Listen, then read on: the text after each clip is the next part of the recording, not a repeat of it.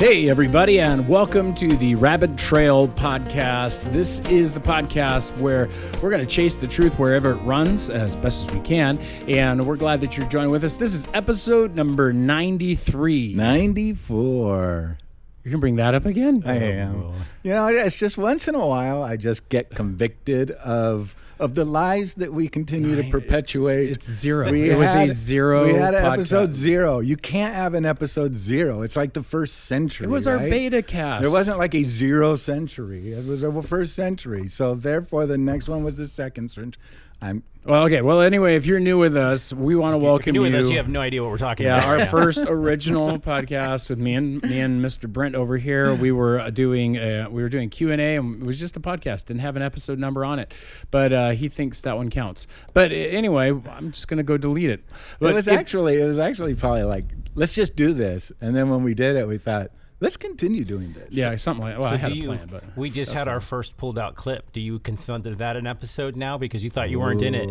so we're in 95. 95. We're in 95. No. All right. So anyway, if you're with us for the first time, I want to welcome you. My name is Greg Harris. I'm the senior pastor at Olive Branch Community Church, which sponsors this podcast. We're just glad that you're joining with us, that we could dive into some conversation over what we left on the floor with sermons and the questions you guys ask us. And my co-hosts, introduce yourselves. I'm Stephen Oldham, the local outreach coordinator, minus the beard. For those of you who are seeing this we're in person, losing things. We're Clean losing hair. shaven. We're losing hair faster around here than I know. than I like to admit. For those of you who are fans of the beard, don't worry. It'll probably come back in a week. It was done for a fun time with the family. And Ooh, should we make a poll? And Do a and poll. Please, let us know. Keep the beard. Yeah. No, I'm just kidding. Yeah, you can do your poll all you want. I don't know if I'll listen to it, but I'd love to know what you thought.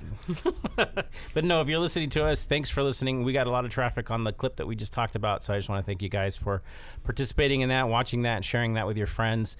Continue to share this podcast, especially if you're watching it on YouTube, by subscribing, liking, clicking the bell icon. It lets you know when the next one pops up. And if you're watching us on audio, let us know where you're listening to. Give us a thumbs up and subscribe. We'd love to have your comments, your feedbacks, and we're just grateful for it. We are always excited to hear your comments and your feedback. So I just want to throw it out there to all you single ladies out there. Do you like Steve without the beard, or do you like Steven with the beard? Let's embarrass and humiliate him. So please send it in to rabbittrail@obcc.church. Specify whether or not you're single. We just turned this podcast into the dating game. Thanks. I'm totally kidding. I'm only doing this to embarrass Steven. Are you kidding? Am I kidding? Who knows? But it's always fun to embarrass your friends. So, if you have any comments, friends, comments or friends, comments for Steven, or questions, please send them to us at rabbittrail@obcc.church. Yeah, you keep this up, I might kick you off next week. Next week I'll be here. But I also want to just throw it out there. As we said, we answer questions. We do have questions coming at the end of this program, and we will get to yours. I just want to throw that out there because I had told Veronica to tell her, email us your question. If you get it there by Wednesday morning, we will answer it that day, and you can listen to it by Friday. And I did see an email that came through on Wednesday, I think, but it was not there when we came up to do the podcast. So this is your mea culpa. This is my for an inside conversation. This is my mea culpa. My apologies that we didn't get to it. And what are we doing, Brent? Well, get us moving here. All right. So again, send your questions to rabbittrail@obcc.church. We are talking about the sermon series, Mind the Gap. Yep. And this week we talked a lot about, I don't remember the title. I know you're not into titles. But we did talk through 1 Peter chapter 1, verses 3 through 9. So the first one, we only got through 2 verses. Mm-hmm. This time we got through, 6 verses? So you were 3 times as efficient this week as you were last week. So next week I'm going back down to 3. Kudos to you. So one of the topics that you talked about too that I thought would be interesting to kind of chew on was you talked about suffering. You know, you did mention grief too, and I would like to get into that a bit as well. But you talked about suffering, and we just kind of were discussing suffering. And as Christians, do we feel like as Christians we shouldn't suffer as much? because we have this hope? Or, do we as Christians in this life suffer more than somebody who doesn't follow Christ?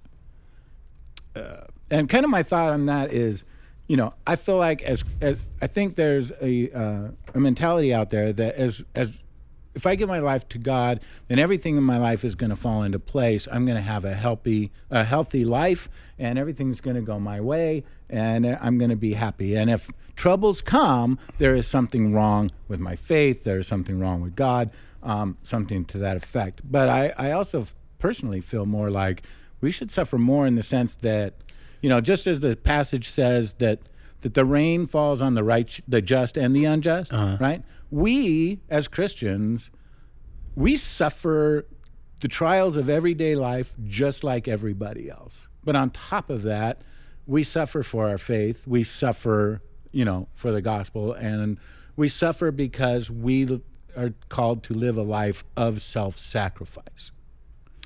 Yeah, so I think you're bringing up a bunch of different pieces here. Like, it's a rabbit trail. I know.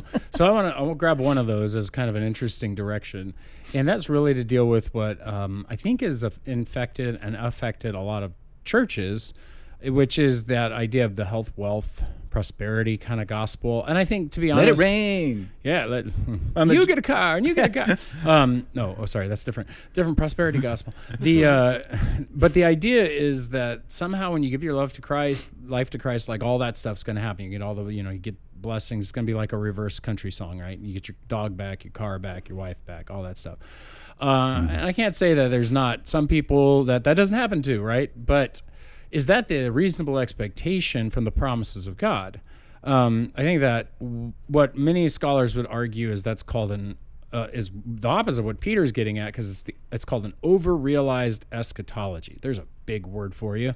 An over-realized eschatology is this idea that it's happening so much now that there should be no suffering, sorrow, pain, like eschatology being end time. End time. So in scholarship, eschatology isn't just end times. It's everything, including heaven and hell and the full redemption of humanity and like the ultimate glorification of the person, of the human being. So it's way more than just an end time scheme. So eschatology fits a lot of categories about the ultimate end, right? So maybe it should be called teleology, but that's already something, because telos means end. Anyway, being weird. So you can hear it when you look in Revelation, right? And you get to the very end of the book where he says this idea that, behold, the dwelling places with man, he will dwell with them, and they will be his people. God himself will be with them as their God. He will wipe away every tear from their eyes, and death shall be no more, neither shall there be mourning, nor crying, nor pain anymore, for the former things have passed away. And the problem is, in an over-realized eschatology, you're taking that concept and importing it into our lives now because, hey, we've got the Spirit of God, or because, we're in Jesus, and so God loves me. He wants nothing bad to happen to me. Therefore, I've come to Jesus, and now everything should be good. And I think that's the most basic shape that takes. And so you read the promises like, send in your money to this podcast, and we will multiply it times 50 by God's blessing. I'm just at rabbit trail at obcc.church. So, and that's just not the case, right? So why do we haven't? I actually haven't seen this argued out there, but I would say there's an argument for an under-realized eschatology as well in our churches. And that gets into God won't do miracles. God won't help you in your plights and your problems. He's not listening to your prayers. There is no the Spirit. The power of the Spirit is kind of like, and I think you can have an under-realized eschatology as much as you can have an over-realized eschatology. So what's a decent one? What's a right one?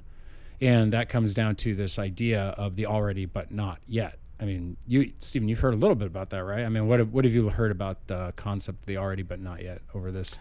You're talking about just in terms of suffering, or in terms just in general? Just in general, like as an application, because I don't want to be the only one talking, but I like to hear your guys' thoughts on that idea. I think it's a very important biblical concept for everyday living, as well as when you're talking about anything, because there's a part of the tradition that I came from and others where you're supposed to ignore the common state of the reality of current suffering in light of the fact that you're not supposed to feel suffering, because in the future God's solved everything. God's in your heart. So ignore pain, ignore difficulties that are currently in your life. Now, in the scripture, what you're talking about in the theological point is there are some things that are in some way fulfilled now, and then some way will be completely fulfilled later. And that's true of a lot of concepts in the Bible. Right now, I'm saved, but in the sense that I will not have any temptation for sin. In the same way, once I reach heaven, it's different. So there's an aspect of which I can resist temptation, but temptation is still a part of the current world. But someday I can look forward to that not being a problem on me anymore, because I'll be in the presence of the Almighty. That's an already not yet. But the same is true of suffering, or some people say you got to claim your miracle, so you ignore any current state of suffering, even like pretending like it doesn't exist. Like, I don't have cancer because I'm claiming to the promise of what's going to happen already, because it's already happened in my heart. I'm just going to claim it now, as if I can grab heaven and make it now. That's not a biblical concept. Throughout the text, you see God saying, in a sense, you have it now. You are in Christ, but you'll be more in Christ in some senses, to the fullness of it when you get to that place where you're in heaven now, and there'll be no more crying, no more tears. And so that's the balance that you're talking about. What I liked about what you're talking about, why suffering came up at all in the Mind the Gap situation, is we live in this reality, and it feels like a dual reality sometimes, where you're like, I have these future hopes that are allowing me to endure with these future circumstances. So some Christians will strategize by saying, just pretend like you don't have any. And you're saying, no, there's a way in which Jesus, when he was walking on the earth, he wept, he cried, he mourned, he had a human experience, but he didn't mourn, weep, and cry as a person who didn't have hope. And so that's the dual sense in which I get the most value from looking at the already, but not quite yet. And so that's kind of how I look at it. And that happens in many different areas, not even just in suffering, but throughout the Bible. So that's what's helpful for me. And again, having the hope, I also see, where a lot of people maybe come to the Lord because of a crisis in their life. Maybe they've made some horrible decisions in their marriage, and their marriage is now falling apart, or, paths they've taken that has caused them issues in life, like addictions and stuff like that. They come to the Lord, and, there's the promise that the Lord will forgive and you will be restored.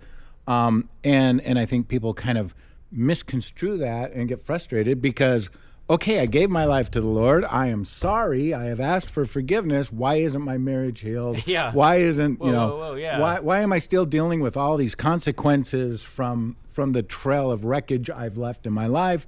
And so they kind of get to a point where they're like not really trusting in what God has promised them, because they're still dealing and suffering through a lot of the consequences of the decisions that they've made up to that point.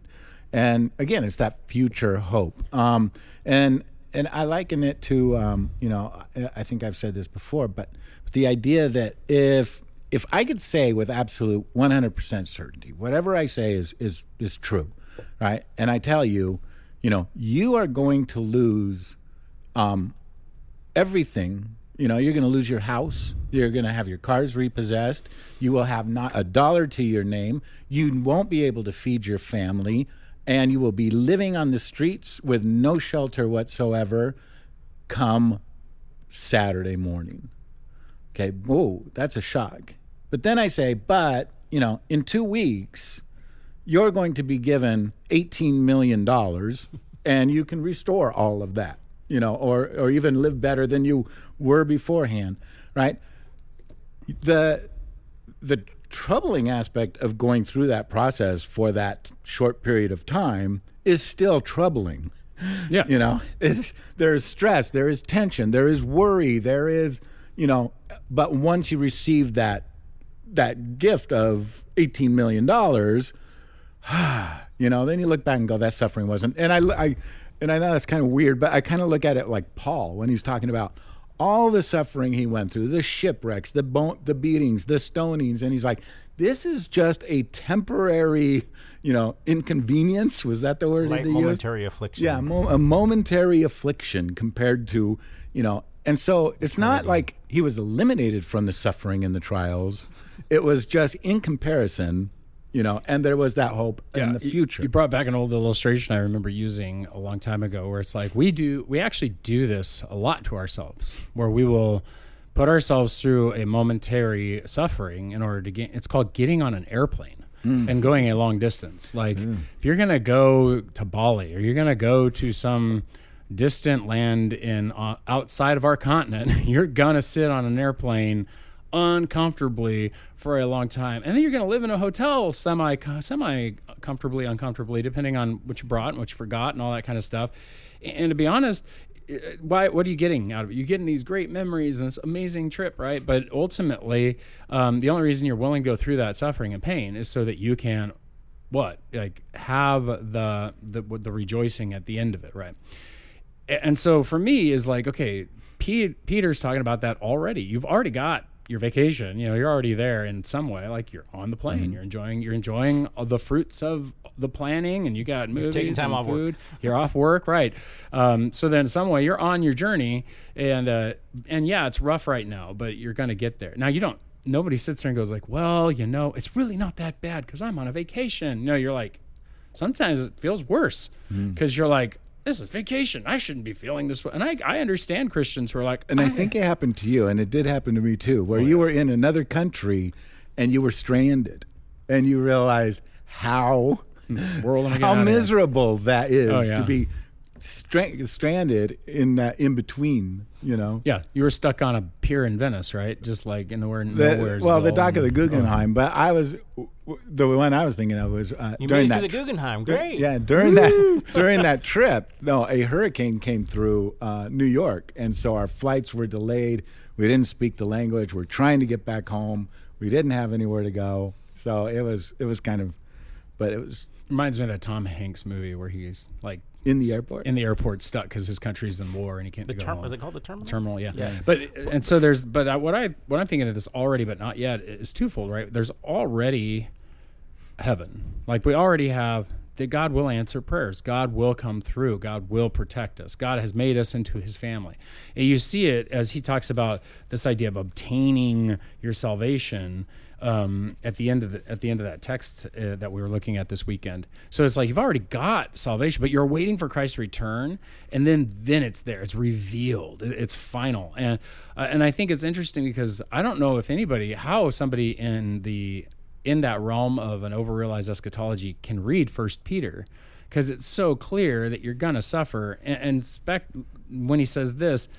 But let none of you suffer as a murderer or a thief or an evildoer or as a meddler. Yet if anyone suffers as a Christian, let him not be ashamed, but let him glorify God in that name. So they're being persecuted or suffer not because of sin or something else, but for their goodness. Verse 17 of chapter 4 says, for it is time for judgment to begin at the household of God. And if it begins with us, what will be the outcome for those who do not obey the gospel of God? I mean, Peter's willing to say that what you're going through is the beginning of the judgment for the world. And it starts with us, and then we'll go through this. It'll purify, transform us, because we're sinful. You're not going to go through the rest of this life without going through some consequences and some judgment. And you're not going to go through this world where they're all going to be hugs and here's a flower. You love Jesus. We love you. It's like, no, this is a war. This is the spiritual enemies attacking. This is people not wanting you to get away. This is the pettiness of humanity attacking the beauty of what human beings can become in Christ. This is why, for me, for Christians to really make a good testimony to the world that understands suffering is that we don't ignore that it exists. And so to me, the biggest problem is like, well, everything's great. And there's almost like a putting on of airs that you can get if you go to churches where you're trying to pretend like everything's wonderful because you're a Christian.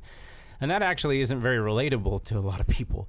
If you're like Christ's example was that he came down and he suffered, and he knew that there would be someday when there wouldn't be any more things. But he still had human experience. He related to people. He talked to them about being hungry and thirsty. And you have a relatable thing, a relatable experience. And sometimes telling people about your flaws, telling people about what you suffer from, and how even though you suffered and feel all those things in your humanity, what gets you through that is this future hope. And then to ask the question, what gets you through what you have? We're talking about vacations, and you're talking about like promises. The promises is only as good as the promiser, right? And so I often ask people, what are you promised? What are you putting your hope in? I'm saying I have a physical God who came down, who had a human experience, related to me, and has made this promise. It's not some blind leap of faith. There's evidence and truth. So I feel like the plane tickets are real. They're not counterfeit, and I'm going on a real place. I can trust this guy. And I was like, well, what do you trust in? And so the idea isn't to say, well, Christians believe in things. The question is to ask oneself, what do you put your trust in that allows you to endure the sufferings that all of us experience? And again, going back to, we all suffer, and you brought it up during the sermon, and I thought you did a good job of when it comes to grief, right? I think, like you mentioned, that a lot of times as Christians, we believe, well, we shouldn't grieve, they're in a better place. They're in heaven, and those that we know are, have given their life to Christ and are in heaven, so I shouldn't be grieving. I should be celebrating. It's a celebration of life. And, and I just want to point out, and I thought you did a good job of bringing that out, that no, we should grieve. That's right to grieve. It's human to grieve. It's modeled to grieve. And I think people point to the 1 Thessalonians chapter 4 verse where it says, we shouldn't grieve as those with no hope. It doesn't say we shouldn't grieve. It says we shouldn't grieve without hope. So I think that our grief is as intense as someone that doesn't know the Lord. It is as confusing, because I think part of that is our souls just can't make sense of the fact that this isn't the way it was supposed to be. So there's that aspect of our souls just inherently knowing death is not part of the plan, Yeah. And so there's that frustration that goes along with it too. So I think that we should grieve and feel that grief as deeply as someone that doesn't know the Lord. But again, we don't grieve without a hope. Yeah, that's what I liked about what Peter did. He clearly said that this has grieved you. Yeah. He's not ignoring the grief. Or saying, don't pretend like you don't have grief. Yeah. Stop it. Yeah, he so was bad. literally Put like, on your big boy pants. but he did say, in your grief, in your suffering, in your difficulty, you have a great expectation, a great hope. And you can literally, and this week we'll talk more about how hope becomes expectation for Christians. And I don't even know, that we get this wish fulfillment hope stuff, but that's not what we're talking about as Christians. If you think of it as the promiser has clearly laid it out in history that this is truth, and that to me is huge. So I very much, being somebody who has to learn how to grieve, because I was not taught well as a young man how to deal with grief and work through those things, and my we're not the best grievers on the planet. I love what the Jewish cultures do, where they take a week, they cover mirrors, they all wear in black, they take time off, and they weep, they mourn, and there needs to be an honoring of lament. We need to return to that concept of lament that's in the scriptures, and that Jesus laments over Jerusalem. I think we forget that. I don't know if God's not going to be grieved and lament over those who end up in hell. Like, I'm not so sure he's up there just going like, yeah. He's like, no, I have to judge you. And then there's a lament for the loss of these people that he loved. I can't imagine that, I don't know. There's some thought in there for me, I guess. I don't know if that's out of orthodoxy. And you've probably seen this, Brent, too, and you, Greg, when people get divorced or going through a difficult time or someone has a tragedy, there are those that step in, and then there are those that kind of like back into the bushes. Mm-hmm. You know what I mean? And the idea is often when we see people suffering, some people will shut it down, and some people will like want to give into it. And I think that's what you see is like, there is a fear, I think, that people have been taught where if I see someone else suffering, that means that there's a possibility that I might, and I don't want to suffer right now. And so that's the problem is, as Christians, you see Jesus doing the opposite. He's like, people are suffering. I'm going to go down from heaven and suffer with them, suffer for them, and be with them. And so in there you have this model that's different than any other religion. It's not a God that's distant. It's a God that comes near when everyone else is running away.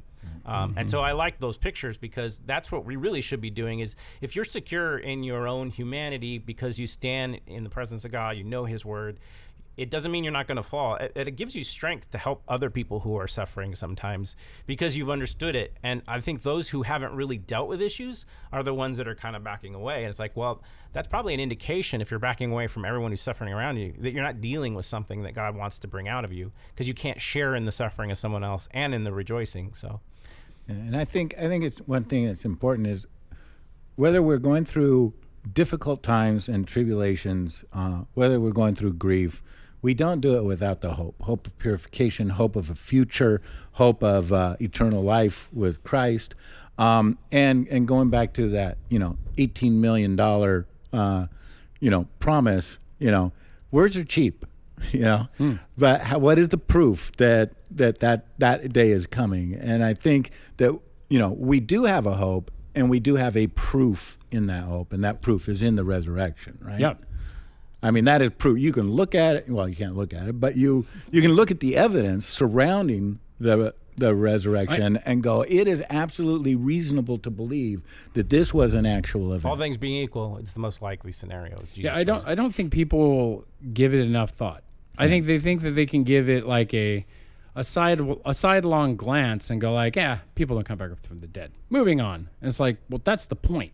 Like, if you're listening to this, or somebody who doubts it, like, and they're just like, people don't come back from the dead. That just doesn't happen. That's the reason God chose that particular sign to show the world. Not everybody gets taxes, but everyone's going to experience death. There is this universal dread, a universal reality of death.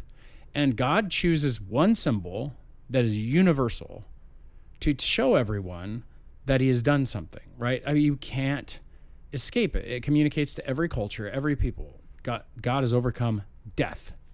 And so a resurrection then is a crazy thought. Powerful claim. Yeah, it's and a the huge centerpiece claim of our faith. And here's the thing. And we have to remember, either Jesus rose from the dead or he did not. That's it. That's it. You can't have some, because you can't have some middle ground. Good. It's really nice. I like his thinking. It's not a philosophy that's like, I'm just going to take a little piece of this and a little piece. No, this is all Christianity hangs on that question. Did Jesus rise from the dead? Yes, no. There's no in between. You can't have a spiritual resurrection. You can't have no. That is not what they are claiming. They are claiming that Jesus Christ in history, in 30 or 33, depending on how you put it all together, AD, rose from the dead. And that had spiritual and significance about what God was doing based from, as we'll see next week, prophecy in the Old Testament and stuff like that. Now, the question is then, why would people give their life to Christ? They just want an experience. They want, why would somebody deny Christianity or walk away from it without examining that central tenet? Yeah, I mean, because that's really the point when you're asking people, why are you a Christian? It's not because I'm trying to be a good person. It's because if Jesus says, I'm God, I died and rose again, everything he says has significance. If that didn't happen, it has no significance. And you have to answer that question no matter what, because it's a claim. And I think you should answer most of the claims that people make of religions that have been incredibly effective in the world. What are they really saying? What are they really thinking? What are the claims that are different from one another? Because I think they're important questions. If you don't think they're important, the question would be, why not? Why would you neglect something that most people in the world have believed in? And believe it enough to live their lives by it. I wouldn't disregard those things. They're usually either important for good or bad reasons. And to out of hand, just like, okay, so if your first argumentation is like, well, I don't believe it because miracles don't happen, I would say like that's a specious claim. You don't have enough knowledge of the world to know whether miracles truly have happened or not. Who told you that? And why do you believe that? You need to have some grounding. You don't just get to proclaim things and magically they're true. No, that's what our culture does now. It's just if you proclaim it, it's true. I know, and it really Christianity. And then we all get mocked for being like magic thinkers. Yeah, or we're something. magic and I'm thinkers, like, wait a but minute, that's not magic thinking. Literally, you have to believe in magic thinking to make a claim that when you die, nothing happens. How do you know? What's the scientific research, Mr. Scientist? You're guessing. You are inventing a concept. You're hoping you don't wake up or realize, oh, I'm still alive after I died. That's a hope. That's a wish. That's a, maybe kind of thing. And I'm telling you, that is silly. That is magic thinking. What we're talking about is a logical, historical question. Did Jesus rise from the dead or did he not? What is the evidence and what is the evidence against? And what fits the best answer? And I would say too, I know we say this all the time. You can't prove or disprove God. You can't prove that there's a God. You cannot disprove that there's a God. And in most court cases, you can't prove it. Without a shadow of a doubt, right? So you can't prove anything without a shadow of a doubt. That's what I'm saying. And even in court, when you're going up against a murder case, you're not proving they're innocent. You are bringing forth evidence and going, okay, to come to a logical conclusion, is it reasonable to believe that he did this or not did this? It's not proving their innocence. And again, so when it comes to God as well, it really comes down to looking at the evidence, examining the evidence and saying, is it reasonable to follow this path? And I will say, if you are like one of those that, I don't believe in God, I don't believe he raised from the dead, and you just move forward without truly examining the evidence, I think it's too important a question to just dismiss without doing so. If you are a person of faith and you just say, yeah, I believe Jesus died I know people don't rise from the dead. I believe Jesus did. And you just move on without examining the faith. I would say you're doing yourself a disservice too, because I think it's as important to understand why you believe something to be true than it is to just believe a statement. So I'm gonna push back on you because you just hit my rankled irritation level. You just poked my button really strongly. Yes, you can prove God exists. Okay. You absolutely can prove God exists. Can you convince someone God exists is a different question. There is beyond a shadow of a doubt. But no, the situation is that the logical proofs of God are valid and they are sound. That means, and as long as the statements are true, it follows. I think the ontological argument is one of the most powerful arguments that can ever be made, and I think it's true. I don't think it's convincing, but I think it's proof. It is. You can prove it. See, and so I feel the opposite. I feel it's convincing to look at the evidence, and I can be convinced. I don't think I can prove it. I think we're using prove differently. Yeah, no. To me, it sounds like there's a difference between beyond a reasonable doubt and beyond a shadow of a doubt. Beyond a shadow of a doubt means any excuse I can come up to the contrary is a possibility for it not to be true, which is how our world does things when they want to proclaim that they don't want to believe something. You can always add doubt to a thing even when it is true. So you're therefore not going to claim it if I don't answer all of your questions. That to me is totally different. That's not how we live our lives. We don't live our lives going, wow, I didn't know how that chair was made, so I'm not going to sit in it because I didn't see it. I wasn't there, so I need all this evidence, and then maybe I don't even know what I'm seeing. So you make certain presuppositions. So I ask people what faith to me is the reliability of the evidence I have to put my weight on it and to live accordingly. So I trust chairs because I've had enough experience sitting in them. And so after a certain amount of experimentation and knowing about how things happen, and just as a kid sitting in chairs, you have a certain reliability. I have a reliability. When you do science, you get something called a reliability factor. But I will say, though, at some point in your life, you no longer trust wicker furniture. Right? But I say that because when I ask a question like, this claim has weight enough to believe in it that the things you don't know are minuscule in comparison to what you do. There's always going to be when people's like, do you know if your mommy loves you, little boy? And they're like, what? And you're like, everything in my life indicates that she does. Why are you adding doubt? And it's just I'm adding doubt because you can always add doubt if you want to choose to not believe the evidence you do know and the things and be scared by the things that you don't. And so, again, a little pushback on the inductive arguments there that you're just claiming. again, I think that inductive arguments can be persuasive. That's the idea behind an inductive argument. So you've got deductive arguments, which are either sound and valid, and you have inductive arguments, which are persuasive or not. And then you have abductive arguments, which is kind of what you're talking about, the evidential, here's your options, and what do the evidence seem to point to? And all of them have their strengths and all of them have their flaws. For example, in the inductive argument, I trust chairs until suddenly one day I sit down on one and it breaks under me. Now, does that fully break all my trust? No, but they call it. It does change your reality of what you think of chairs, right? And so especially wicker ones. Which you should. Apparently. And so it's like the inductive argument was always talked about the Christmas turkey. So the turkey is brought into this farmer's yard, and every morning he wakes up and there's food for him and he eats it. And next day, month after month after month, he wakes up every morning and he has this inductive reason to believe that every morning at 7:00, I will find food in my trough until Christmas Day when he's dead because he didn't get food. He got his head chopped off.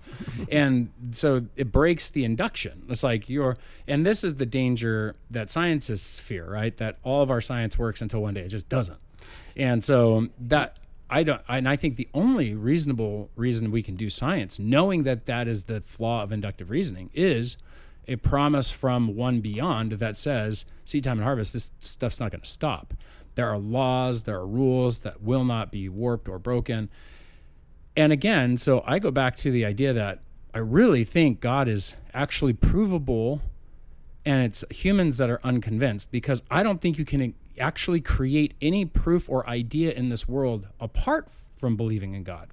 I think you smuggle God in to every argumentation from the start because you have to have God as a grounds. Otherwise, you have no grounds. And I guess kind of what you're saying kind of goes along with Romans, where it's talking about, God created the heavens and the earth, so that everyone is without an excuse. Absolutely. There is no excuse to not believe in me. Here it is. Here's the evidence. To me, I mean, that would be a blind inductive reasoning. To me, like, you're going to have new information is going to require a new analysis. But typically what you base your living off of, just as a person, is the common experience that keeps occurring over and over again. And so to me, that's an important thing. It gives you new data. You start looking into it differently, but you process it still. But I don't think you're ever going to get around what your presuppositions are. So knowing what your presuppositions are important, and exploring both possibilities. In that sense, I would say, is it more likely that God exists or does not exist? So that would be a question that I would explore. I think we've gotten away from the idea of, like, you have to ask on the resurrection. Then God, I think, shows himself as in existence and creation, all these other stuff. We could go back to all those pieces and look at the fascination of Big Bang Theory and how that all works out and whatever. We can do that another time. But I do think that resurrection has to be dealt with. And I think that resurrection has to be sized up. And I don't think we should let any human being off the hook for not examining the resurrection, because you have to have an explanation for why Jesus, in his context, and the people who followed him would claim that he rose from the dead.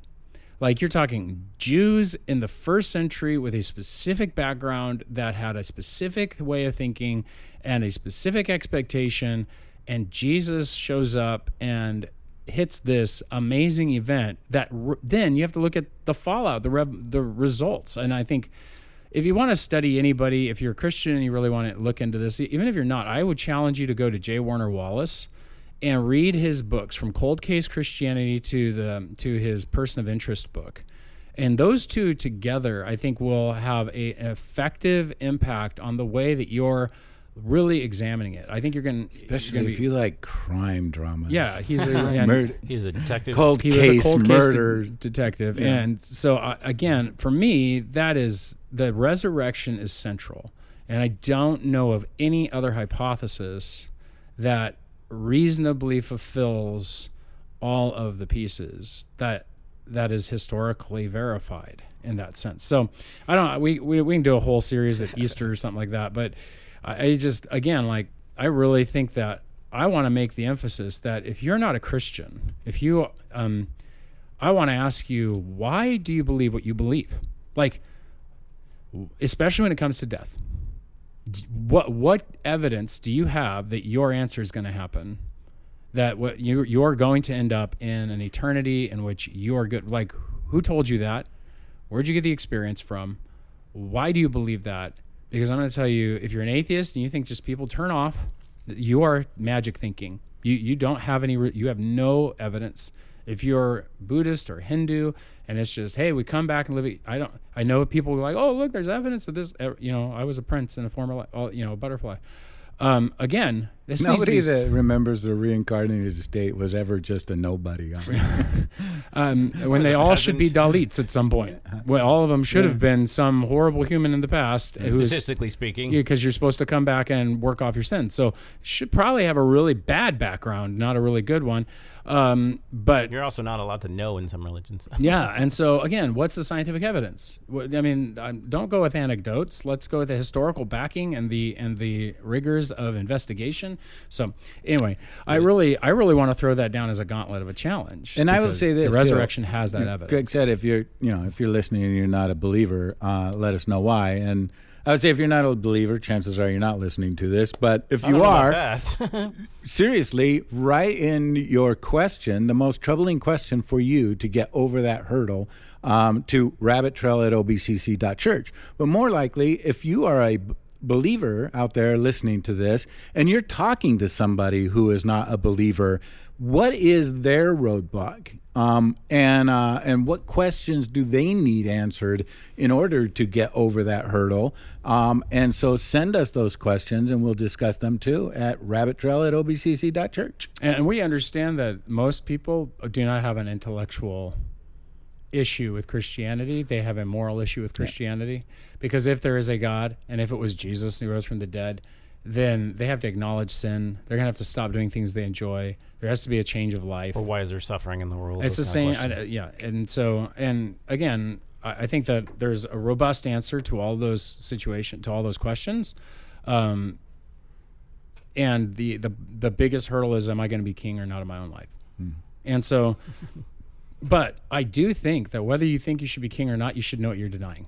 Because you should know fully and completely that when you reject Christianity, you're rejecting the true and living God who sent his son Jesus to die on a cross and rose from the dead. He truly rose from the dead. And there's no evidence otherwise that somebody else was crucified for him. I mean, that's literally found in a false gospel called the Gospel of Barnabas that was spread throughout a certain territory. Later. It was written way later in the 380s. It's like, this just isn't the case. And especially since it's backed by historians who lived at the time period that Jesus was this teacher who was crucified. So it's not gonna, otherwise it's just magic talk. We're just talking about, hey, I think this and ha ha ha, and now I'm gonna yell at you. No, we need to have evidence, and the evidence needs to point in a direction. I agree, not in a locked, so that it's reasonable doubt, not unreasonable doubt. So.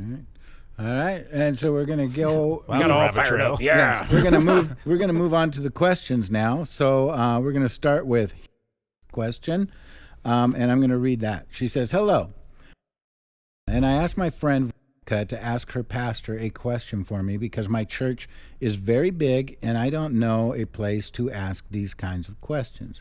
She was told to send this question to this email so it could be answered more thoroughly in a podcast. I'd like to first thank you for your time in answering this question. I would like to also please request to remain anonymous as well.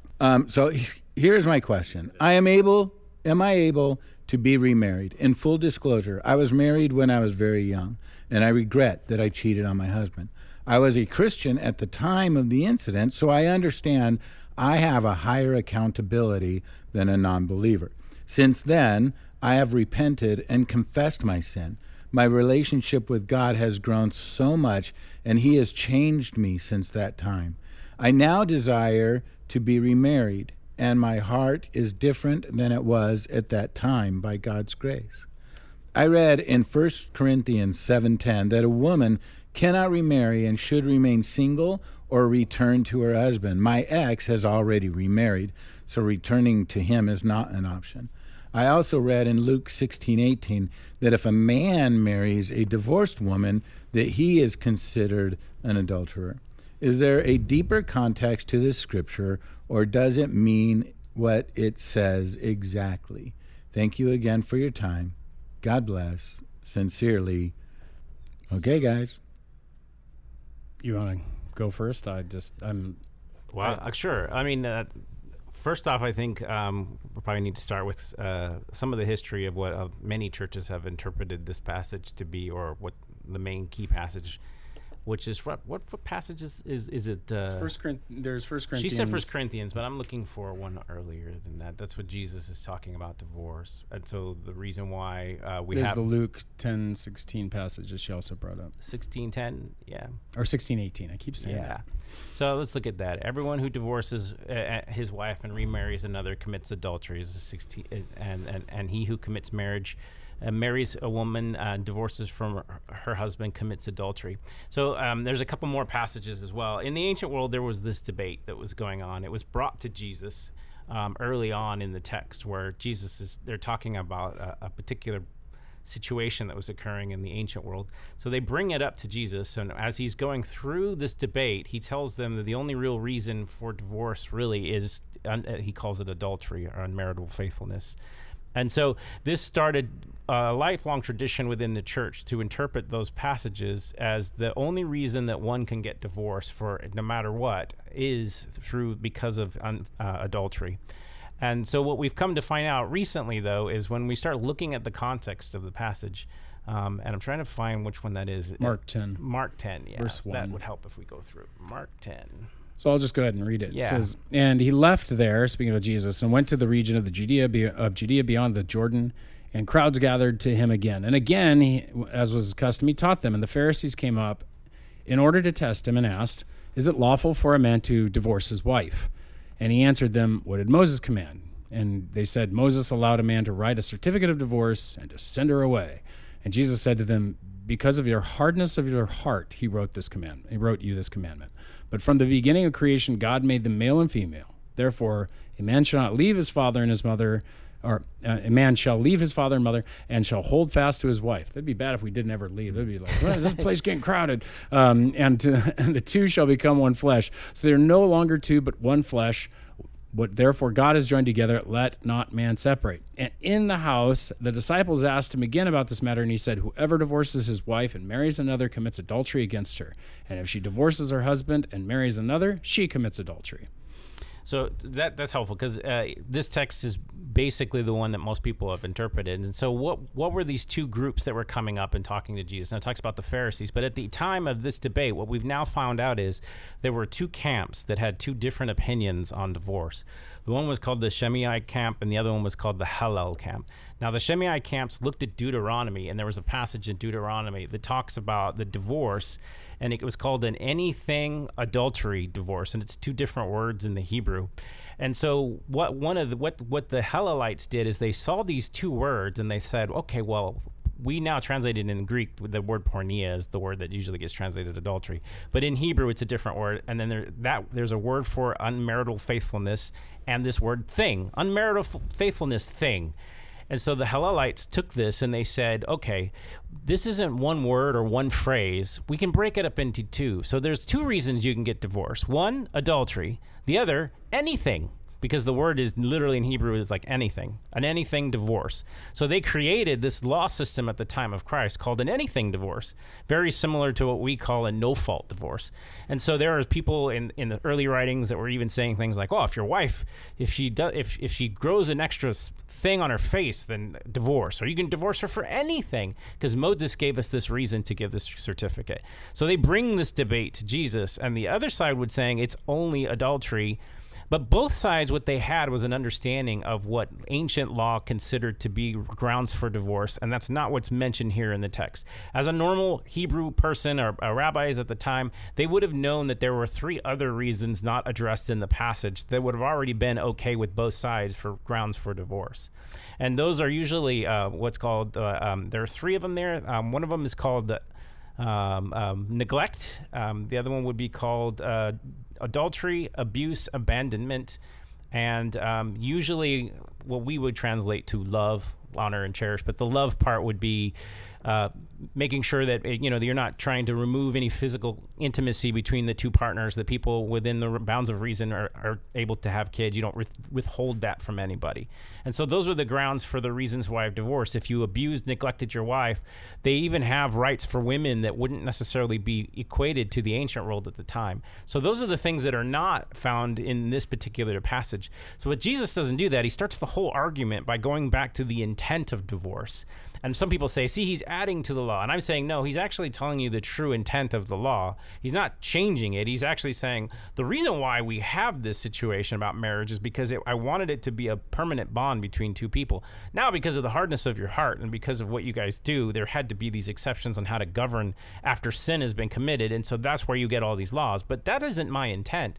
But then they go, yeah, but you're not answering our scriptural question about Deuteronomy. So they're bringing the Deuteronomy verse to him, and he says, okay, if I have to adjudicate on this passage, then the Shemaites are right. This passage is saying adultery, and that is one of the exceptions for divorce.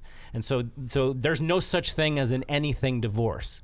Don't do this. This is my edict. And they're like, oh my gosh, Jesus is a radical. He's changing things because at that time, people would have been divorced for any reason. A no-fault divorce in California. That's what it is. Yeah, that's exactly what it is.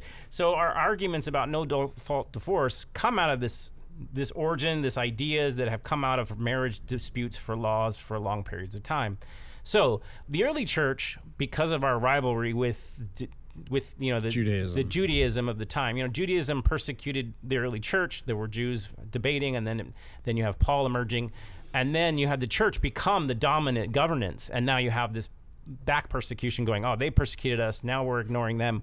We lost a lot of these rights until recently. We didn't know what this debate was completely about. So for many years, the church, all they had was this passage, so they adjudicated that there's only one reason for divorce.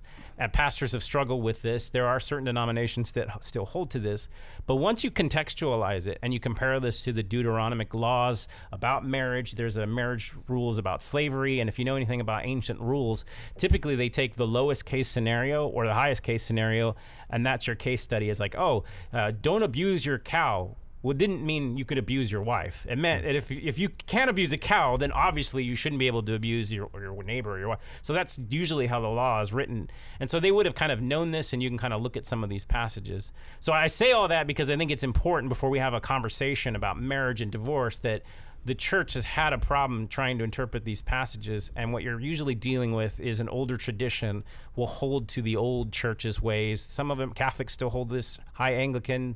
Certain particular denominations are going to be pretty strict on this because they didn't have the context of the Hebrew. And I do believe, we're talking about anything divorce, no-fault divorce in California, and I think part of the history of that was basically, at one point, if you were the reason for the divorce, if you did something wrong in the divorce, there was punitive damages in the divorce settlement on you.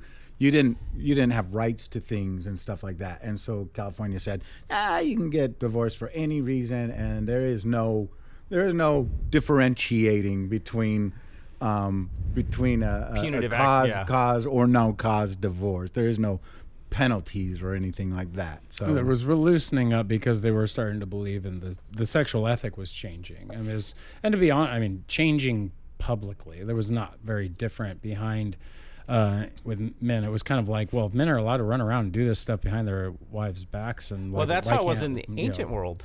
So the Greeks would have thought, when there's this thing that is going to be a little PG-13-ish, but they would give young men, as a man, a ring with a phallic symbol on it to a young boy to go, hey, go out and explore before you get married, and you're not supposed to be faithful, but your wife has to be.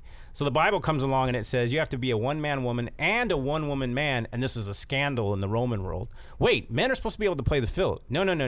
Marriage is just as sacred and more sacred than the secular culture.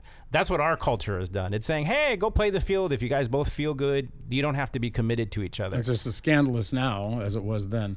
And so pretty bad back then, too. When we get to Luke chapter 16, then, I want you to realize the person who's asked this is that the Pharisees who were, it starts off in verse 14, the Pharisees who were lovers of money heard these things and they ridiculed him, and Jesus said to them. So Jesus speaking into the Pharisees, and this is where I love Jesus, because everybody's like, oh, Jesus is so nice, he'd never offend anybody. Oh yeah? You are those who justify yourselves before men, but God knows your hearts, for what is exalted among men is an abomination in the sight of God. So he's like, you guys like to justify yourself. The law and the prophets were until John, and since then the good news of the kingdom is preached, and everyone forces his way into it. You're not. But it's easier for heaven and earth to pass away than for one dot of the law to become void. And he says, and then everyone who divorces his wife and marries another commits adultery. And so he's literally goading them for various things that they believed.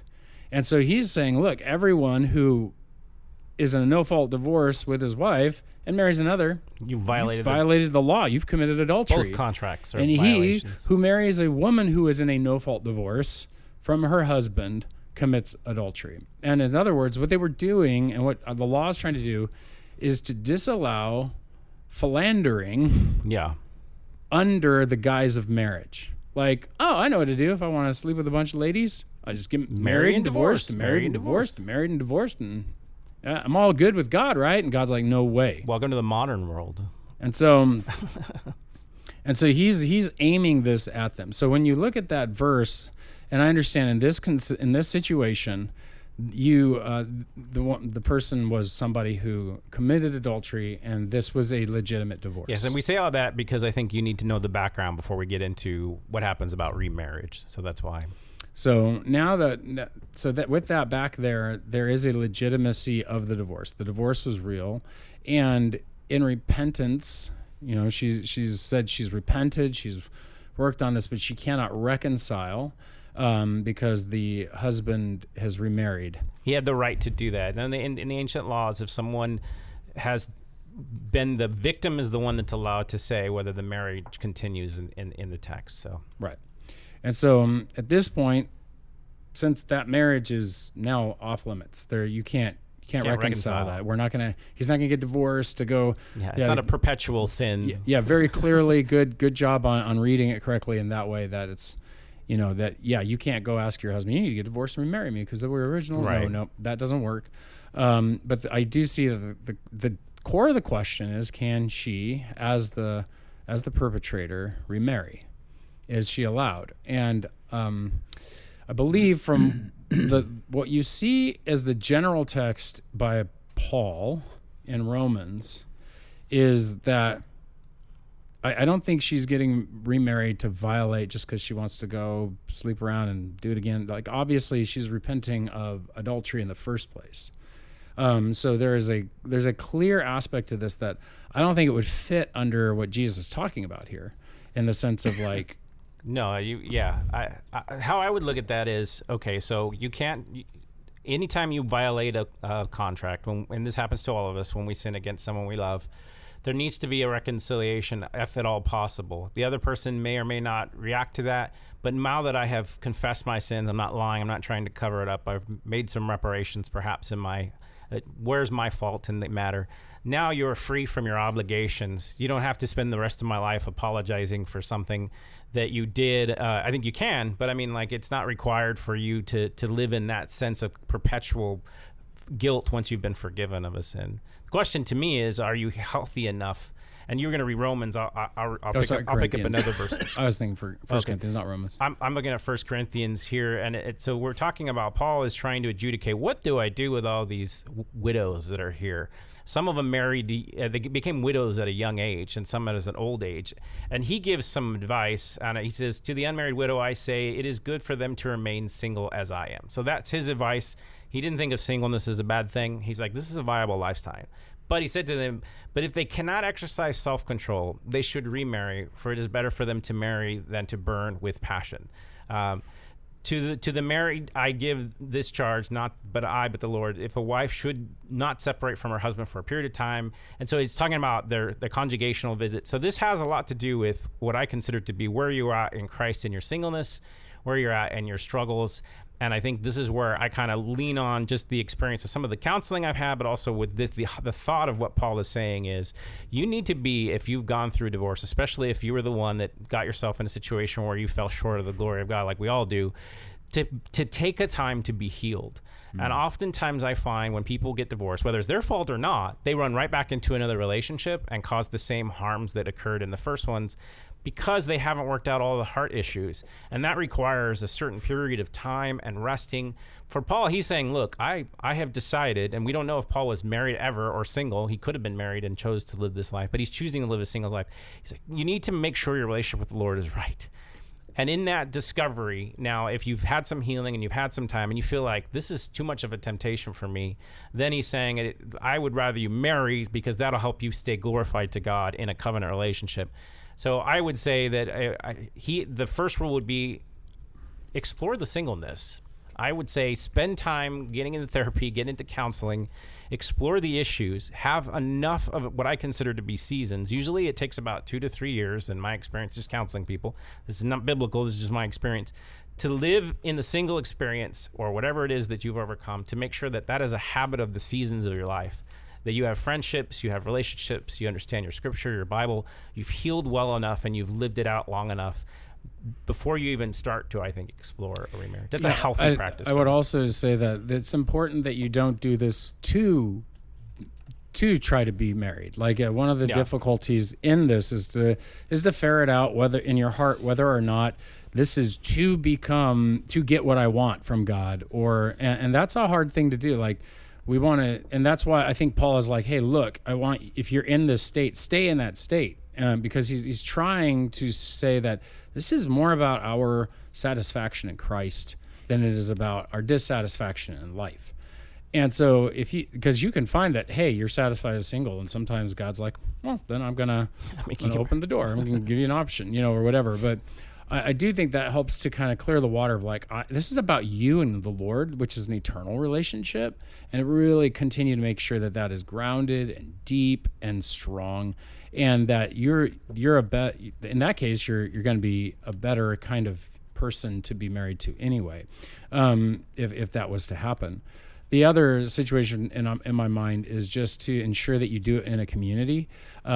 Like distrust your heart in this. Like don't run off thinking that, hey, I got this. Talk to your friends, talk to those around you, and work through. Have a confessional relationship where you're able to confess sin and open up your heart and encourage one another and work with one another, because you need to have somebody who that you would listen to if they said, I don't think this is a good idea. And that's super critical, especially in the case of an adulterous relationship. Oftentimes it's due to isolation, it's due to deeper issues that are trying to be met and needs that we're trying to have, and they are very pernicious and difficult, and they can show back up. But what you really can do, though, is have that confessional group, that accountability, as we used to call it, that is there, and you would listen if they said, I really don't think you're ready. Or, you know what, I think that's not an unforgivable sin. If I think that kind of a thing. I'll be here to help support you if this is. And again, I just want to say that ultimately, I think it comes down to also a conviction. If the Lord's convicted you that you shouldn't move forward in that, just keep your heart open to that. It's not the sentence everyone says it is, because there is a way to live well and healthy in any state, and all states are going to make us like Christ, regardless of what we. Yeah, which one do you think will be in your life right now would bring more glory to God in heaven, and as opposed to myself? I think that's the most difficult thing for a single person to ask. Is like there's some people that will dramatically change every ministry opportunity God's provided for them just for the sake of getting something that they wanted out of a marriage.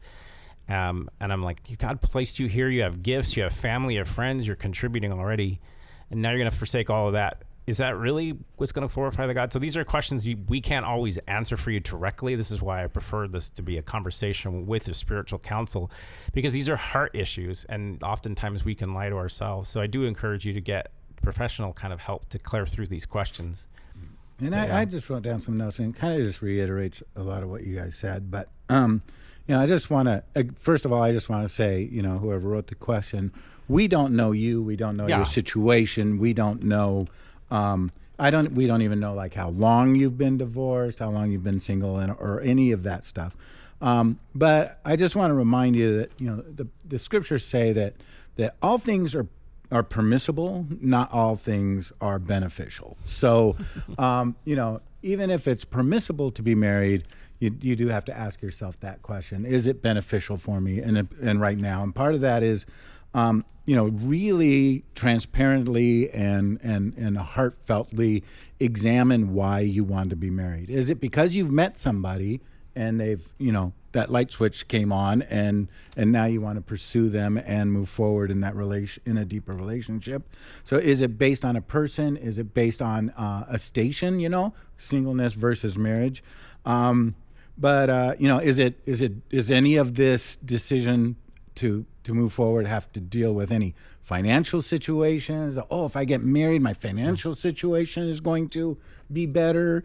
Is it a loneliness thing? And I would just caution you too. The very, very sound advice is, somebody said that if you can't be at that point where you are comfortable and content with yourself in your singleness, then you will never be content in a marriage. So, you have to be healthy and content in order really to enter that marriage relationship and find health and contentment there as well.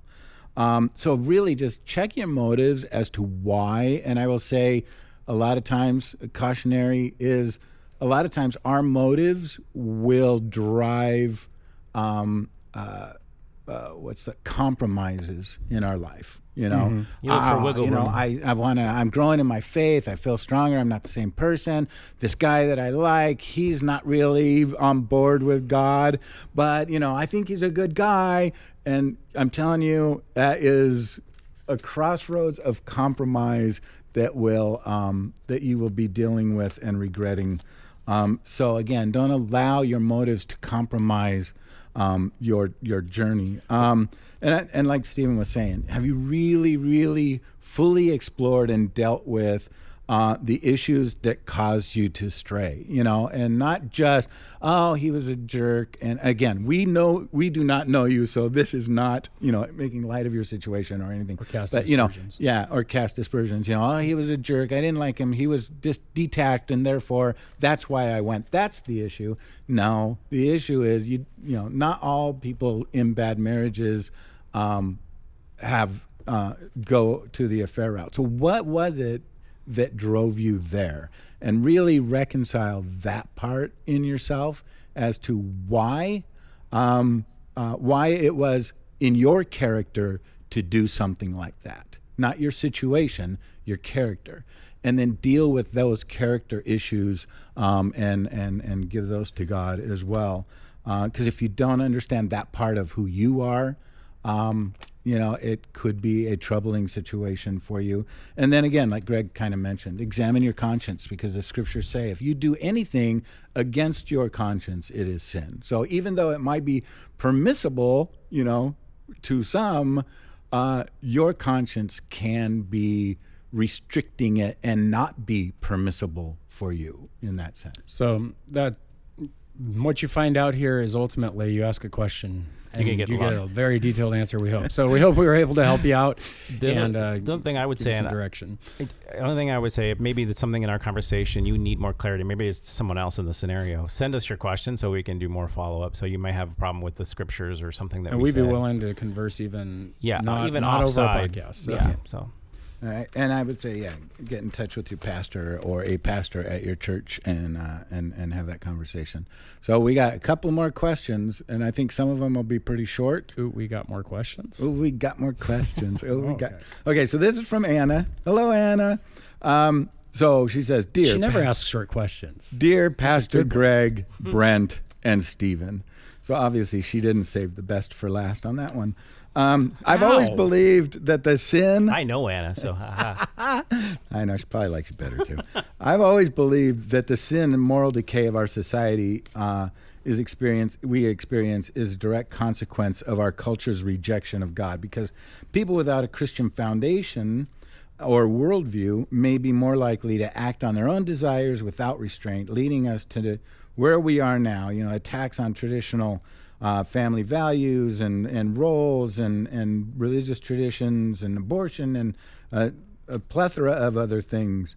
However, I recently encountered a perspective that suggests that this sin and moral decay is a direct result of God abandoning us. Romans 1:18 through 32 is cited as evidence of what happens when God abandons a society. After reading these verses and reflecting on the current state of our society, I do see that our current societal trends resemble the descriptions in these passages from Romans. So I am just wondering whether you believe the current state of our society, with all its complexities and challenges, is indeed a result of God actually abandoning us because of our rejection of him, or if it is the natural consequence of the rejection of God. So I will start this by saying God said that he would never abandon us. So, I don't believe he has fully abandoned us. In Romans 13, it says he kind of released them to their own desires and allowed them to spiral through. Let me work this out, because this is actually, I think I want to recorrect a little bit of worldview here. That the worldview background that people have a tendency, especially in the United States, to come to is that God is with our nation and with all these Western nations and with all these Christian nations from the past, and they're oh man, these are his nations. God abandoned all the nations at the beginning of the book of Genesis at the Tower of Babel. And so what this is in Romans 1 is actually the process that happens. He says, for the wrath of God, this is Paul speaking in verse 18, is revealed from heaven against all ungodliness and unrighteousness of men, who by their unrighteousness suppress the truth.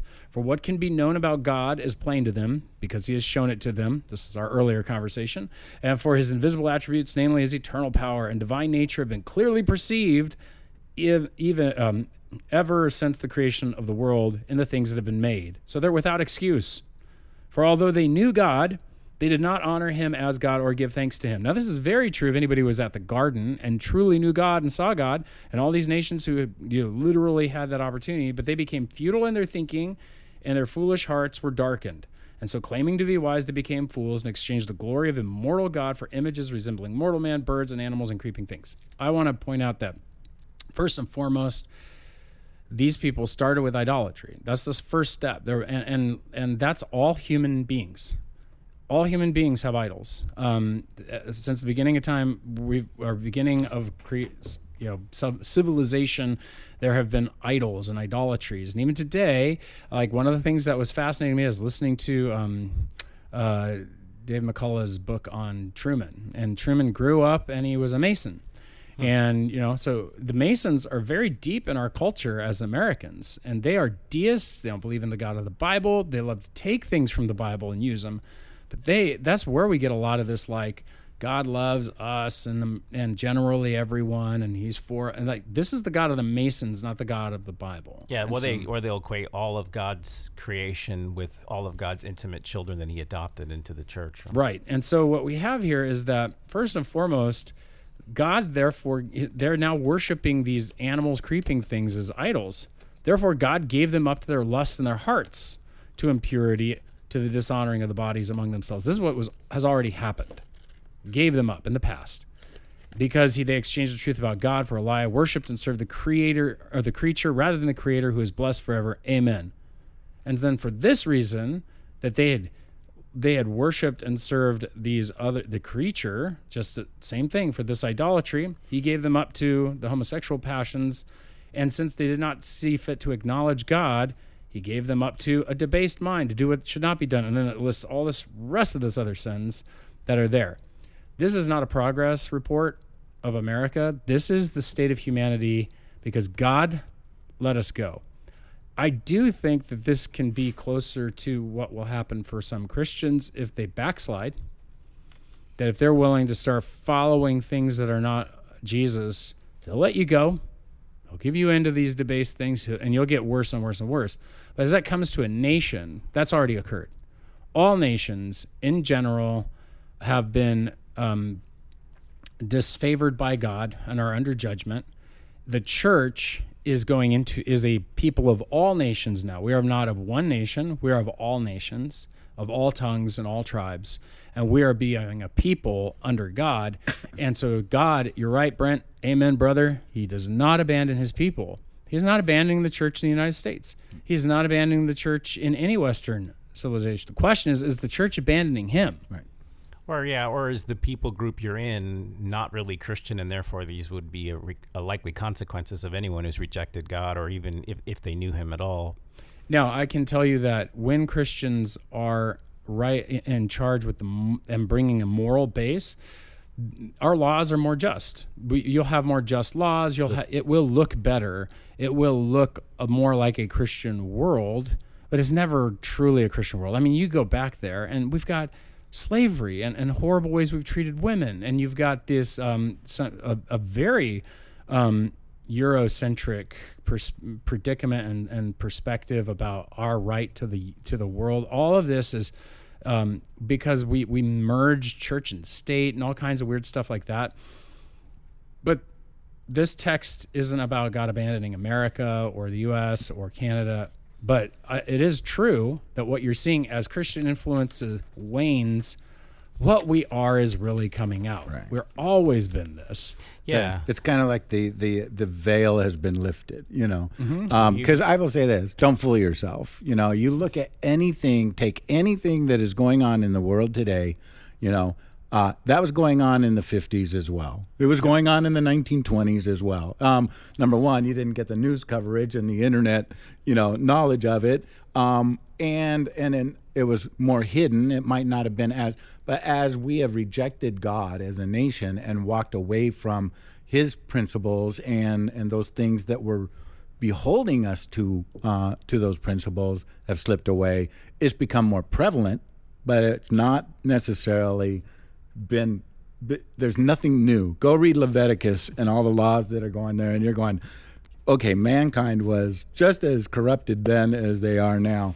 It reminds me like 2 Chronicles too. You know, it says that in chapter 7, it says, "If my people who are called by my name humble themselves, pray, seek my face, and turn from their wicked ways, then I will hear from heaven.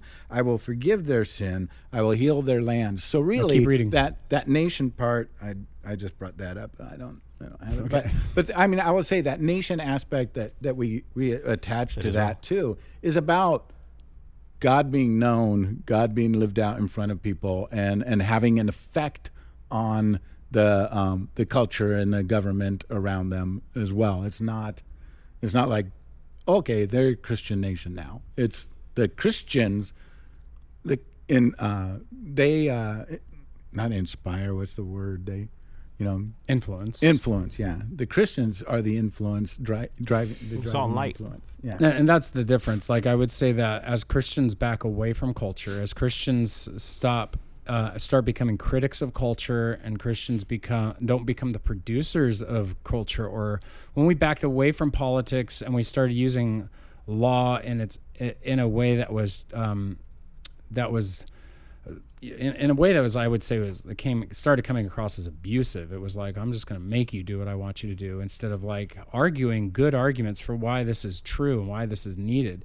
You know, we're one generation always away from returning to paganism. And unfortunately, I go back to, did the church abandon God? I hate to say it, but there's a lot of evangelical churches that don't want to teach his worldview. They don't want to teach theology. In fact, they're like, theology? We don't need theology, just need to go do stuff. And it's like, but that doesn't ground anything. Like, you have to have a grounding to what you're doing, because otherwise what you're doing may be wrong. It may be the wrong direction. So, and I agree. What we are seeing is the waning of Christian influence, and therefore you are seeing the reality of the human life. That when churches and Christians influence well, and we produce good societies and we produce good communities, it produces a better culture that resists the already natural darkness that exists in this world. That's all going away. What will come is this kingdom that we are supposed to be representing and creating. That will be permanent. But what's here and now is that old state that is in resistance. And it sits underneath any Christian veneer and always will manifest as the church waxes or wanes. And so, yeah, I say pray for revival, but that means reviving the church and then great evangelism that people would come to Christ. And so I don't see us reviving American culture. I see us reviving the church and the people becoming Christians. And from there, the influence will be greater and there will be better lives for people, that influence can become a more powerful thing. Yeah, in the Romans, what I like to see is it talks about the wrath of God being revealed. And what is the wrath to me is verse 24 when you say, therefore God gave them up. And so what you're seeing is anytime he struggles for a period of time to deal with people's sin issues, whether they are his church or whether they're not. And eventually he'll say, okay, I'm going to give you the thing that you say you want. And there are consequences. And to me, that's what the wrath is. It's giving you what you say you want. And when I look at that, that's true of the human heart as well as true of anything with any nation or country. And so sometimes I think the question is, where do you think our salvation lies? You know, I go back to Daniel when they're in Babylon and they're doing God's work and they're being thrown in lions' dens and they're being thrown in. But God's like, I am pleased. I'm going to show up in that. And so that's the model I typically look at in a world that's abandoned what I considered something that's closer to my Christian views. And so the question is I just need to be faithful regardless of whether the wrath is being fulfilled because I have a job to do. And sometimes the temptation is to try and fix it politically or ideologically or without the gospel or without actually just retreating from everything and running away. And God's like, no, when you're out in exile, the best thing to do is glorify me in the midst, even if it causes suffering. So just keep that in mind because I think sometimes people think America's going to save us through politics. And I really don't think that's the saving grace. Okay, we have two more questions, and these came from the Fall Fest that we did on our property. So we are a week behind on doing that. But thank you guys for stopping by Stephen's booth and turning in your questions.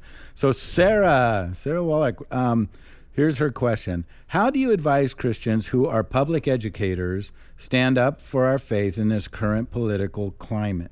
She's wondering what that would look like in our own community as well as how the church can help those in that area. I think you kind of embellished that, right? Yeah, we had a conversation, then I took her question too. And she heard about the curriculum dispute at Santiago High School and was pleased to hear that you, Greg Harris, spoke out there. So again, how do you advise Christians who are public educators stand up for their faith in this current political climate? And I'm guessing the caution in that question is I could be fired, lose my livelihood. Sure. How do you push back and where don't you push back? Yeah, and how hard do you push back? I don't think we can cover all those topics, but I'll give a little bit of a framework that I think can help all Christian educators out there. We need to come back to this in more detail at some point too, because it's a very complicated question. And I grew up in an educator's family, so and still have educators in my family. So the first thing I just basically said was like, I really think all of you who are teachers, you have got to have a deeper Christian worldview than your college education. And what I mean by that is you've got to dive deep in your faith. What do you believe? Why do you believe it? How does it have consequence in the world of education and in the world of ABCs and 1, 2, 3s? Or if you're a science teacher, you need to know the best arguments you can, even if you're an elementary school teacher, because you're a representative of God in a very powerful position. And so you need to be constantly developing your worldview, your understanding of how God has made things and how he fits into all this knowledge that you're teaching. And we'll be doing some future classes and stuff on all that here at Olive Branch. And so looking forward to those, letting you guys know more about those. But the second is then once you need to understand the stakes. I think you do probably understand the stakes better than most people. But you really truly need to understand the stakes in the sense of like not just what can happen to you ahead of time, but what can happen if you don't do something ahead of time. And so you want to do your best to understand what's at stake. Count the cost. Are you willing to get fired? Are you willing to? Table, right? Are you? Yeah, you got to work through what will we do if I do this. Are you willing to take a stand on purpose, know your personality, stuff like that, and risk that? Are you willing to not use pronouns? You need to work through all the stakes that are showing up for you. And you're on the front line. It's one of the most difficult things. But maybe you're going like, I don't even know what my rights are. Well, that you need to. That's the next thing. Jesus said, "Be wise as serpent, but innocent as doves." Wise as serpents means, know the law. Get a lawyer. Find out what you're allowed to say, what you're not allowed to say. Let's start thinking. And some of us, we need to start thinking crafty. Like, can we sue for sexual harassment? Like some of the stuff they're doing in classes that my wife and I were seeing in the books that they were telling them to read. I'm like, if I handed that to you guys as your boss, I'd be sued for sexual harassment. Like I can't make you read that explicit stuff, but they can as a teacher because they want to. A lot of the conversations they're having with the kids would be considered pedophile behavior. Yeah, I'm not going to go that far because I think pedophile has intent behind it, but I would say it's definitely perverted. It's illicit conversations with minors, right, which could get you in trouble. Yeah, and so that's the danger. And so I think that you need to be wise as serpents and start thinking strategically in different ways. Don't back away from the union. Join the union and take it over. I think that's the teachers' unions are the biggest problems. Start a better teachers' union. Join one of the Christian teachers' unions. Find your allies. Find your friends. Find your organizations. Find your fellow teachers that are willing to work with you. Don't go alone. Yeah, know your curriculum cold. Know what they're telling you. Read the books. Get ahead of it. Start finding out what's coming down. There are watchdog groups out there that can help you do that. And make sure you put a lawyer with a group of friends or other like-minded Christians. Make sure you put a lawyer either maybe not on retainer, but where they're at, so you can pull them up for advice and questions. And I think that some of this stuff is important. The innocent as doves side for me, while you're wise as serpents, which means we're going to be crafty. We're going to try to figure out a way to win this, maybe in subversive manners that isn't overt. I'm okay with that. But be innocent as doves, which means don't sin in your anger about what this is, but don't lie. Yeah, don't lie, because don't tell lies. Just don't do it. Discover a way around. If it's just like you mention that this is what we're supposed to talk about, and move on, you go, okay, I hit the standard. I talked about it, but you didn't really talk about it. Like, figure out another way to talk about it. Figure out other ways around it. Infuse the faith subtly. Ignore it knowing you're going to get in trouble. Maybe you're just going to risk not being caught ignoring it, and you just pray that the Lord would just give you coverage. That's a route forward. I think God can show up in those ways. Smuggle your faith into your classroom. And what do I mean by that? Find assumptive language. If you're a science teacher, you talk about design. This stuff's designed. It's all designed. If you're a language arts teacher, you talk about, the grand story. If it's the great story of life. I know a history teacher once who said, we're talking about the light and the dark through history, and let's look at whether this is a light or the darkness, and how would we know, and talk about morals and virtues, the light and the dark moments. He would bring up Christian heroes, and because what he would do is he'd figure out, who are the Christian people in history that I want to promote?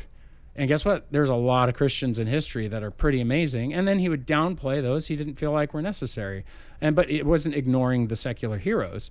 But then he would also mention their foibles and their problems. Like, be honest, be real. And so be ready. And then finally, don't resign. Whatever you do, don't quit. The more we quit, the more we wind up giving ground. Make them fire you. Make them have to face that they really want to do this to children. By us resigning, we are not taking the appropriate stance. And so I would say that making it easy for them. Yeah, I would say you gave them the reason. Let them be the villain. Let them play the villain part. And this is a passive resistance in a lot of things. You let them put you in jail. You let them fire you. And then falsely. Last, glorify God in all of it. What I mean by that is you never cease improving your craft. Never cease improving to learn what you're doing. You can continue to build influence and people around you. And so you glorify God by doing a great job. You glorify God best. by pointing to him when you have right to, and you can. And even in the times when you finally are in trouble, you just open up the gas. Just forget it at that point and just stand firm kindly with reason and respect. We're not jerks. And we're not going to use our anger. Realize we're all prone to sin, and so just monitor your heart on that because we want to glorify God. So that's the framework I would give. There's probably way more I could say, but I just wanted to give a quick kind of overview summation of the things I've thought about. And so, yeah, I mean, when I was dealing with, I'll just give an example. When I went to the school board, it was this book that's pretty raunchy about some young girl, and it's supposed to be this like hip, and it won the award and all that stuff. And the bottom line is, when I went to the school board, I just said, listen, the permission of some parents in their homes of what they read cannot be the dictates of what happens in a classroom. And so we need to return to what we all agree is permissive in a classroom. And just because they want it said doesn't mean that gives the teacher permission to make my child hear it. You can't unhear in these cases. They want to read that book, they have the right to read it in the home. That's not censorship. That's just agreeing on a general common understanding of what we think is right for kids to hear. And so, that's kind of was like ignored and whatever. But, and I will say too, like we say it all the time, even when you're just sharing the gospel, right? The gospel is offensive enough. Don't do anything that's going to bring offense otherwise, And so again, it's like with education, they're bringing in so many things that are just offensive when you don't need to be offensive. We're just dealing with education. So again, like, Greg was saying, if they want to do it in their home or have these conversations or read these books in their home, but when it comes to public education, I believe that it should be done so with real family values, in the sense that things that we can all agree on, that this isn't offensive, So, when you get into higher education and critical thinking, you can bring in different thinkings. The bottom line is the gospel is offensive, but there is a point at which, in particular situations, you're going to have to be offensive for the truth. The truth is offensive. So, and that's the only thing I would caution. Some Christians are so afraid of offending that they don't mind. They no longer want to offend, even when it's necessary and truthful. It's offensive to tell a kid, you have to have the shot. I don't want a shot. Well, I don't want to offend you. It was like, well, sometimes the truth is super offensive, and so you want to make sure you articulate it well. And the final question for today, and this comes from Fall Fest as well. His name was Mike, and he asked a question that says, in heaven, are there different levels? There are rewards, mansions, etc. Does the Bible teach this? Different levels and rewards in heaven. I can answer this one real quick. You say yes. Yeah, well, not levels, no, but yes, rewards. Yeah. So what we mean by that is Jesus very clearly says, when you go into the secret part of your room and pray, God sees what you do in secret and rewards you. When you give without your right hand knowing what your left hand is doing, that means in secret, God rewards you. When you fast and you don't show off your fasting, God rewards you. In fact, Paul will say all the good works that you do eventually are burned up in 1 Corinthians, and what's left you'll be rewarded for. So there's a real sense that God rewards, and the word is actually recompense. He rewards, or he pays back the good you do as a Christian for him, and he pays back the evil you do.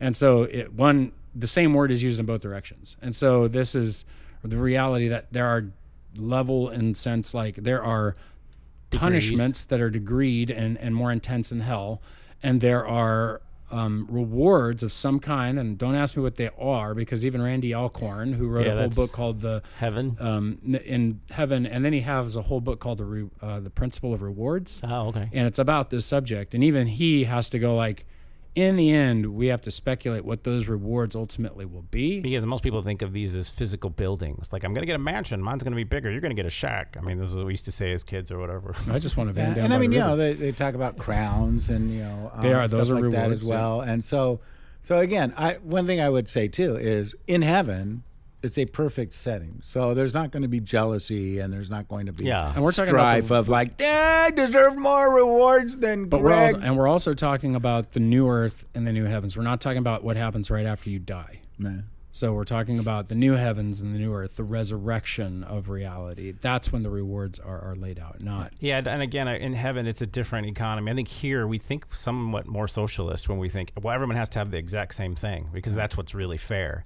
And if that's how you think of heaven, then that's probably not very accurate picture. And again, Greg brought up the other mind-blowing thing that we have talked about on the podcast before too, is there's there's different levels of punishment in hell as well. So, in a sense, different degrees of punishment, and I mean, really, either heaven or hell that's just, right? I mean, giving you the likely conclusion of what you've earned. Those that is do the more, get more, and so when it does come to evil, lying they're all equal in the sense that they separate you from God in sin, but a lie is deserves nowhere near the punishment that murder does. Depending on if your lie was invoked a murder.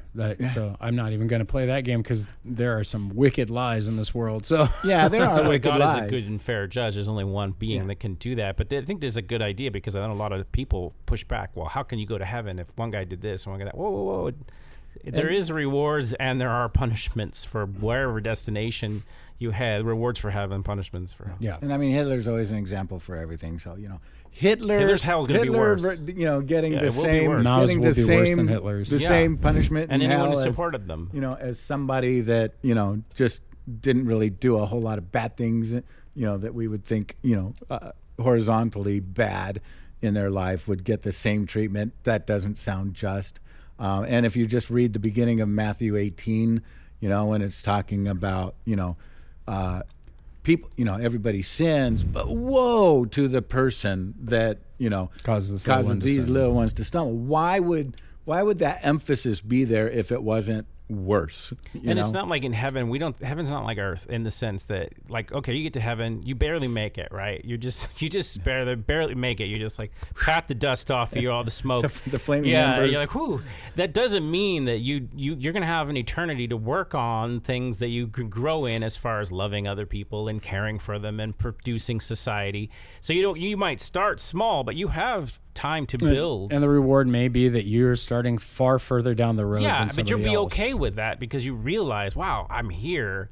But it doesn't mean there isn't things to be grown or do or produce in heaven. Well, we hope that helps because we have ran super long, and so we are glad that you asking questions. Yeah, this is mega episode number 4. Well, yeah. Number 4. Maybe we'll just chop it all. Anyway, wait, number 5. No, I'm just kidding. Anyway, we're just glad you guys joined with us. We hope that you have a great rest of your week. And if you do have questions, be sure to send them our direction at rabbit trail at obcc.church.